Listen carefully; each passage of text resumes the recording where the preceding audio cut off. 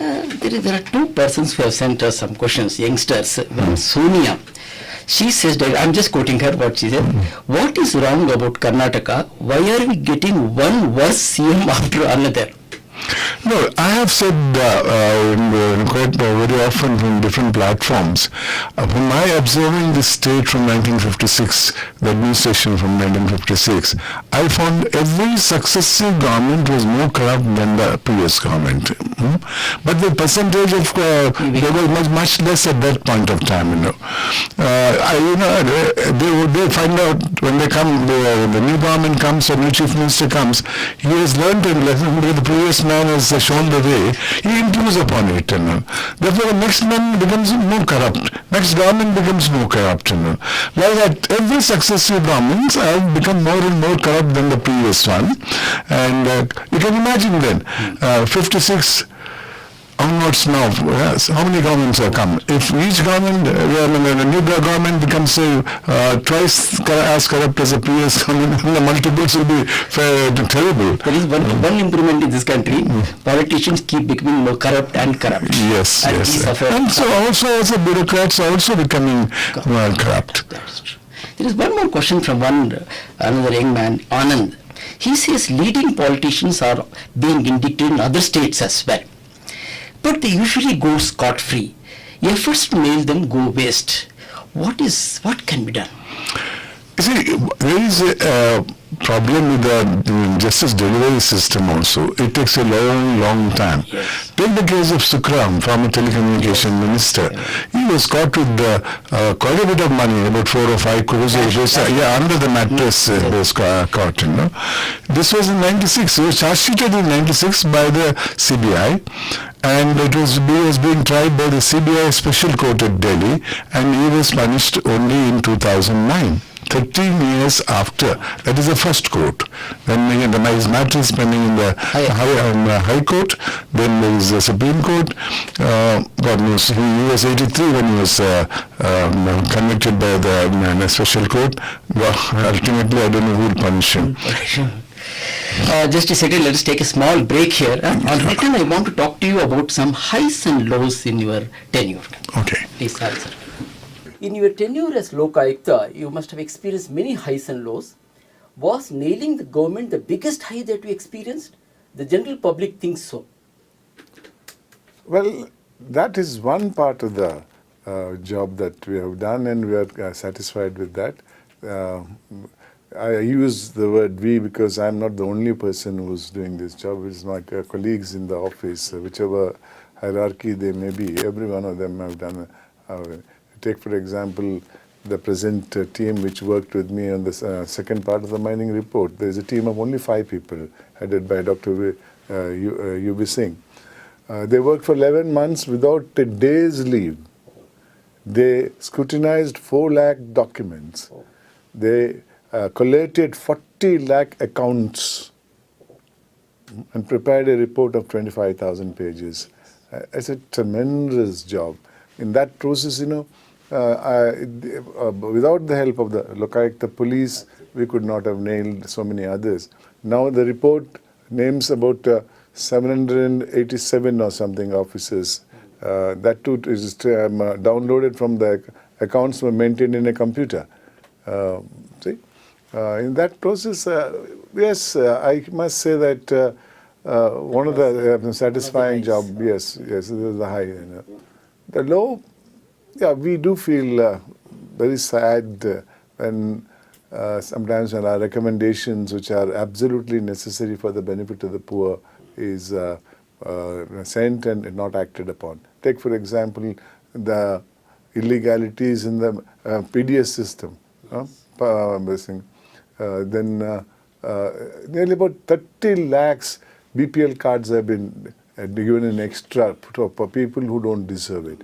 You can imagine that 30 lakhs would be people who are close to the seat of power in one way or other.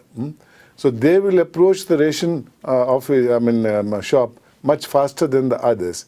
So you will deprive another 30 lakhs or even more of their genuine share in the food. You had submitted a report on PDS? Yes, yes. That of course recently it is submitted. So any action taken, or it is just gathering dust in? No, it's, maybe it's too early for me to expect any this thing from it. But no, just see, what I am trying to impress upon is this the way the governance should go? Absolute. Central government has assessed there are X number of people in this state, about a crore I think, who are below the poverty line. You add to that 30 lakhs bogus cards. So at least 30 lakhs out of that 1 crore genuine BPL families will be deprived of their medicine. There is one person, Mr. Muralidhar Rao. He has sent a good question. He says, at a public meeting held in Rotary House of Friendship immediately after you took charge, you had stated that the Lokayukta's mandate included governance issues more than just corruption issues. Would you like to, he is asking you, would you like to tell us about some specific governance issues where your intervention brought about changes benefiting the citizen? You see, as a matter of fact, the object of the Act is an institution to oversee good governance, including prevention of corruption, nepotism, and arbitrariness in administration. So basically, it's a holistic object. You know. In that process, we do 90% of our work is attending to the grievance of the people. Only 10% of the work is dedicated to catching corrupt officers, because for that we require inputs from various outside sources, information that he is demanding money or so and so has got wealth beyond the known source of income. But unfortunately, or maybe that's the only way out. The media gives a great publicity to this corrupt act, anti-corruption job. Nothing towards the same. We have. As a society, I don't think I have sent many recommendation which has kind of been implemented. But individually, in very many cases, we have hundreds and hundreds of cases of... Any particular instance you remember? Yeah, I can say about, in Koramangala itself, about 6 months back, that is the third thing, we held a thing, got all the handicapped people, old age, widows and everybody and all. I got the doctors, got the revenue officers here and got the treasury officers and distributed the BPL card or handicap card and other things here. As a class of people. It was done recently also. That's really good. That's yeah. really good. That's good. Because otherwise they alone, they can't go. Supposing you're handicapped, you have to go to a doctor and get a certificate. And doctor, he'll say today is not the day for it and I'll come some other day and all. Or if we pay him, then he will certify you. Then there again degrees of certification is there. If 70% blind, you get 1,000 rupees. 70% handicapped, you get 1,000 rupees a month and all. So this things goes on with the. Therefore, we held a group. This thing got about 350 people.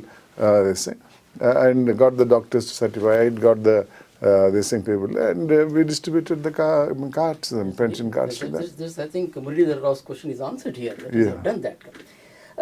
Mr. Hegde, you have spoken about highs, we have spoken about lows. Do you have any regrets? Because one regret I find in you is you didn't get full powers to prosecute as much as you wanted. No. Prosecution, you see, the power lies with the Lokayukta only, or the police rather, Lokayukta police. There is no problem with prosecution. We investigate. Then next step is, after the investigation is completed, we file the charge sheet. That is called prosecution. Thereafter, our lawyers appear and argue the matter at the stage of trial. What was being the hurdle is, there is a requirement of getting a sanction before filing a charge sheet. Now this sanction... Sanction from whom? From the government. Oh. Now, in very many cases, the government just doesn't give the sanction. I don't know, as a matter of fact, we have challenged that. And we means Transparency International has challenged it, stating that look, this sanction provision is arbitrary. From 1988, they have amended the Prevention of Corruption Act and have made the bribe giver also as an offender, with the same degree of punishment and all. Now, take a case in which, as of today, I'm not a public servant. As of day before yesterday, I was a public servant here. I compel you to give me bribe for doing something.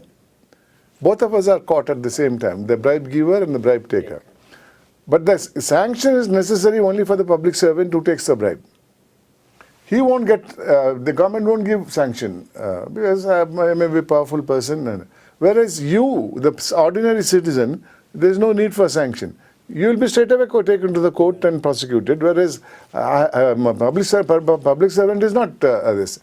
Therefore, this arbitrariness, it's kind of violative of Article 14 of the Constitution. Therefore, that section is ultra vires according to me. The bribe taker still goes court. Yeah, you can. Bribe taker can escape. Not bribe giver. Bribe giver.